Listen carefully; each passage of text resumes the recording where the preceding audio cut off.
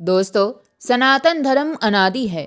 हजारों साल पहले वैदिक काल में जिन शक्तियों की पूजा होती थी, समय के साथ साथ उनमें से कई नाम इतिहास के पन्नों में कहीं खो गए। आज हम त्रिदेवियों माँ लक्ष्मी, माँ सरस्वती और माँ पार्वती की पूजा करते हैं। लेकिन क्या आप जानते हैं, ये एक समय ऐसा भी था जब उषा, अरण्यानी और दिति जैसी देवियों का रुतबा सबसे ऊपर था। आज के इस वीडियो में हम जानेंगे उन 12 प्राचीन हिंदू देवियों के बारे में जिनकी पूजा अब लुप्त हो चुकी है या बहुत ही सीमित रह गई है। कौन थी वो और क्यों बंद हो गई उनकी पूजा, चलिए जानते हैं। नमस्कार दोस्तों, स्वागत है आपका संस्कृति पर।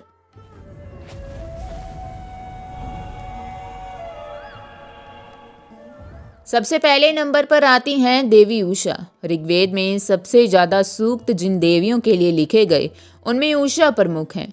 वो भोर यानी सूर्य देव की देवी हैं। वेदों में उन्हें बहुत सुंदर और सुनहरे रथ पर सवार बताया गया है, जो हर सुबह अंधेरे को हटाकर दुनिया को जगाती हैं।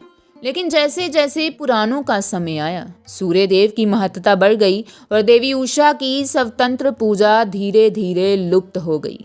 दूसरे नंबर पर आती हैं देवी अरण्यानी।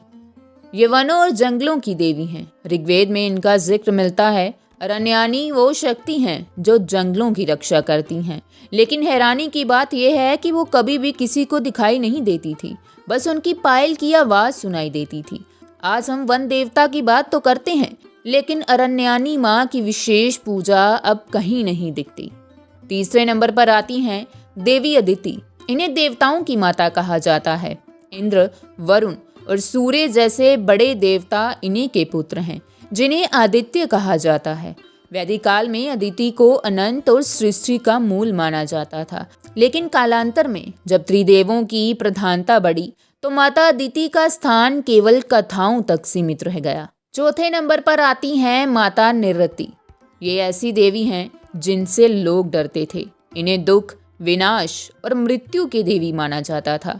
वैदिक काल में लोग इनकी पूजा इसलिए नहीं करते थे कि उन्हें कुछ चाहिए, बल्कि इसलिए करते थे ताकि वो उनसे दूर रहें। आज अलक्ष्मी और धूमावती के रूप में इनकी हल्की झलक मिलती है, लेकिन मूल वैदिक देवी निरृति की पूजा अब पूरी तरह लुप्त हो चुकी है।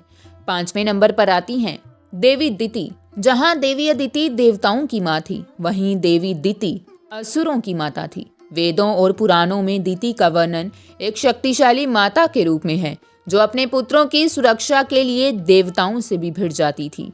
असुरों की हार के साथ साथ इतिहास ने दिति की पूजा को भी भुला दिया। छठे नंबर पर आती हैं माता इंद्राणी।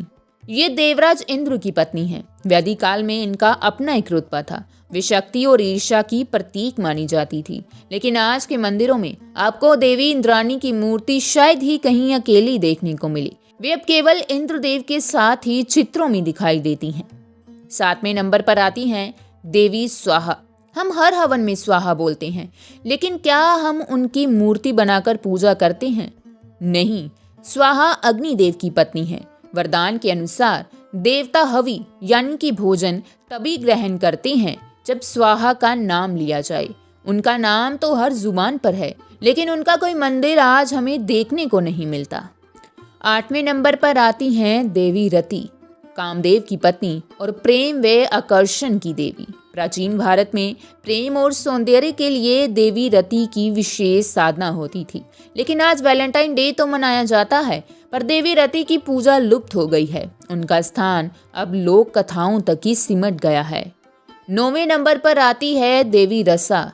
ऋग्वेद में रसा एक महान नदी और देवी का नाम है, जो जगत के चारों ओर बहती थी। ये सरस्वती नदी की तरह ही एक लुप्त नदी और लुप्त देवी हैं।